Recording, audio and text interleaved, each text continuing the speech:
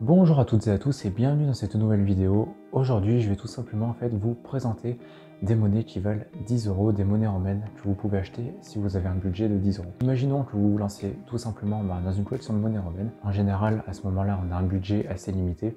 Donc là, je vais vous présenter des monnaies que vous pouvez acheter facilement et trouver facilement pour seulement 10 euros. Pour les personnes qui regardent cette vidéo et qui n'y connaissent pas forcément grand-chose, trouver une monnaie qui a quasiment 2000 ans à moins de 10 euros, ça se fait facilement. Je vais vous le montrer et voilà, ce ne sont pas des fausses monnaies, ce sont vraiment des monnaies authentiques. Si elles ont un prix si faible, c'est uniquement parce que ce sont des monnaies très communes, c'est tout. Alors également aussi, on est dans un décor un petit peu différent d'habitude.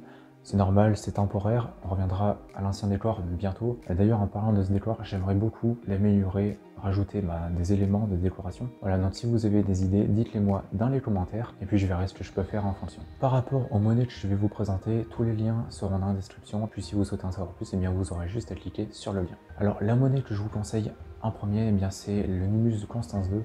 Donc c'est la monnaie la plus basique que vous puissiez avoir, c'est vraiment, elle est dans toutes les collections. Voilà.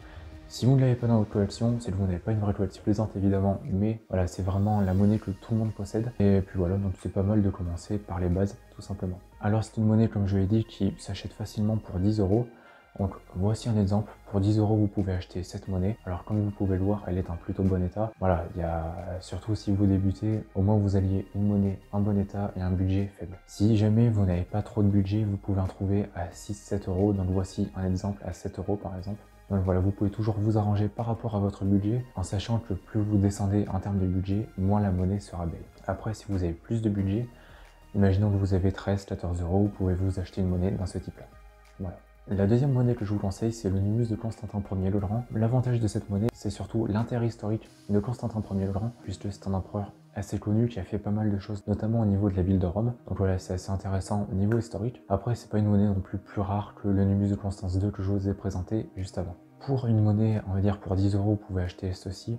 Donc la monnaie est un petit peu usée, mais voilà, elle reste en assez bon état, elle reste surtout identifiable, c'est le plus important. Si jamais vous avez un budget, on va dire, de plus de 14-15 euros, vous pouvez acheter un Folis de Constantin Ier, donc ça ressemble à ça. C'est une monnaie qui est un petit peu plus rare, qui est un petit peu mieux. Donc si jamais vous avez quelques euros à mettre en plus, n'hésitez pas et faites-vous plaisir en achetant une monnaie de meilleure qualité. La troisième monnaie que je vous conseille, c'est l'antoninien de Tétricus Ier. Tétricus Ier, honnêtement, je trouve pas son histoire très intéressante. Il n'y a pas un grand intérêt historique par rapport, par exemple, à Constantin Ier, mais l'avantage qu'il a, c'est qu'il a frappé énormément de monnaies, du coup ces monnaies sont assez communes, et donc vous pouvez en acheter pour 9 euros en très bon état. Voici un exemple, une monnaie qui est à 9 euros, comme vous pouvez le voir, elle est en assez bon état. Si jamais vraiment vous n'avez pas de budget, vous pouvez même en acheter une à 4-5 euros. Donc voici un exemple à 4 euros, donc c'est une monnaie qui ne vaut pas grand chose tout simplement. Alors si jamais vous souhaitez vraiment acheter une monnaie romaine, et que vous n'avez pas du tout de budget, tournez-vous vers ce style de monnaie. Quatrième monnaie romaine, alors ça rejoint un petit peu Tétricus Ier, puisque là c'est un antoninien de Tétricus II. Alors Tétricus II était tout simplement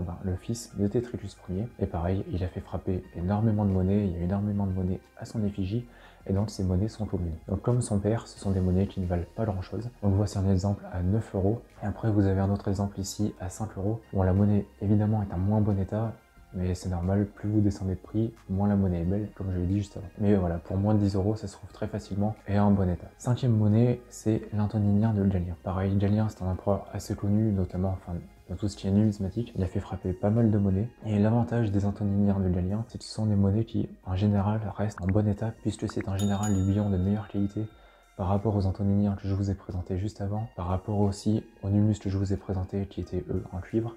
Donc voilà, les monnaies ont plus résisté à l'épreuve du temps, donc elles sont en général en bon état pour assez peu cher. Donc comme je vous l'ai dit, pour 10 euros ça se trouve assez facilement. Voici un exemple, donc cette monnaie est à 10 euros. Voilà, il reste pas mal de détails. Bon, elle n'est pas en parfait état bien sûr, mais ça reste tout de même potable. Après, si vous avez un petit peu plus de budget, imaginons que vous avez 15 à 16 euros, vous pouvez acheter une monnaie dans ce style, qui là est en très bon état. Et après, comme je l'ai dit, si jamais vous n'avez pas du tout de budget ou peu de budget, imaginons que vous avez 6-7 euros, vous pouvez acheter une monnaie dans cet état. Ça reste correct, honnêtement, ça reste vraiment correct, puisque on reconnaît que c'est Galien. La monnaie est facilement identifiable, donc voilà, pour 6-7 euros, ce que vous pouvez acheter. La sixième monnaie que je vous conseille, c'est l'antoninien de Claude de Gothique. Claude de Gothique, c'est un empereur qui a régné peu de temps, mais qui a une histoire plutôt intéressante, du moins c'est mon avis personnel. Je vous invite à aller voir ça si ça vous intéresse. Également, l'avantage de ces monnaies, c'est que, comme sur le concept de cette vidéo, elles coûtent peu cher. Donc voici un exemple à 10 €. La monnaie n'est pas en parfait état, bien sûr, c'est normal, c'est une monnaie à 10 €. Mais voilà, elle reste identifiable, mais elle reste avec des bons reliefs, des bons détails, etc. Après, si vous avez moins de budget, vous avez on va dire 5-6 €, ça se trouve quand même assez facilement. Donc voici un exemple.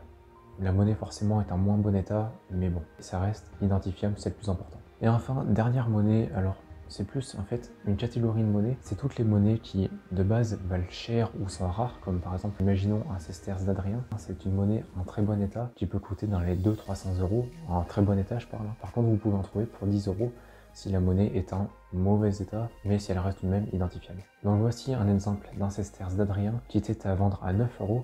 Donc comme vous le voyez, elle reste identifiable, mais elle est très usée. Après, il y a plein de monnaies en fait comme ça. Vous avez par exemple cette as de Trajan qui est à vendre à 6 €. Vous avez aussi les sesterces de Trajan qui étaient à 8-9 €. Après, vous avez d'autres monnaies comme par exemple ce du Pondus 2 fois Sidmer qui est à vendre à 10 €. Voilà, c'est une monnaie qui est en mauvais état, mais elle reste identifiable, c'est le plus important.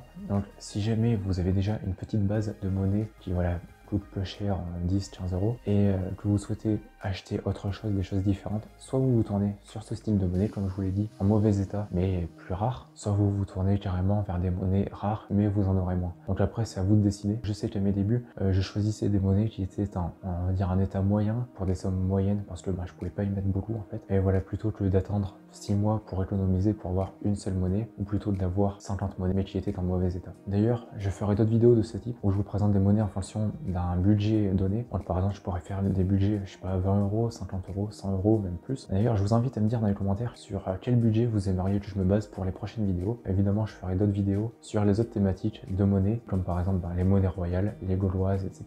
Par rapport à la monnaie que je vous conseille le plus dans toutes celles que je vous ai présentées, c'est le Nummus de Constance II. C'est la monnaie la plus basique. C'est une monnaie qui fait plaisir en fait à avoir, surtout au début. Personnellement, j'ai commencé avec un Nummus de Constance II que mon père m'a acheté à 15 € et c'est la monnaie en fait qui m'a lancé dans la numismatique, donc merci papa. Et donc voilà, honnêtement, pour commencer, il n'y a pas besoin de grand chose. Vraiment une monnaie même à 5-10 €, ça suffit amplement.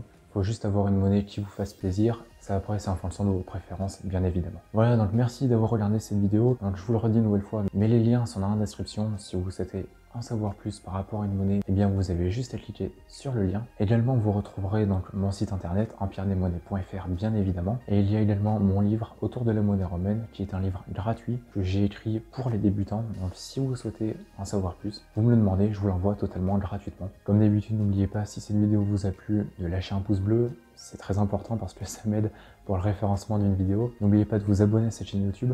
On est bientôt à 600 abonnés, donc c'est vachement cool. Activez la cloche, bien sûr. Et aussi, n'oubliez pas de partager cette vidéo puisque c'est le meilleur moyen que vous avez pour m'aider à faire grossir cette chaîne et pour m'aider à rassembler de plus en plus de monde dans la numismatique et à faire connaître ce domaine qui est très peu connu, je trouve. Voilà, merci d'être encore là. Prenez soin de vous et de vos proches, c'est le plus important, surtout en ce moment. Et puis, passez une bonne journée ou une bonne soirée. Et allez, à bientôt dans une prochaine vidéo. Salut!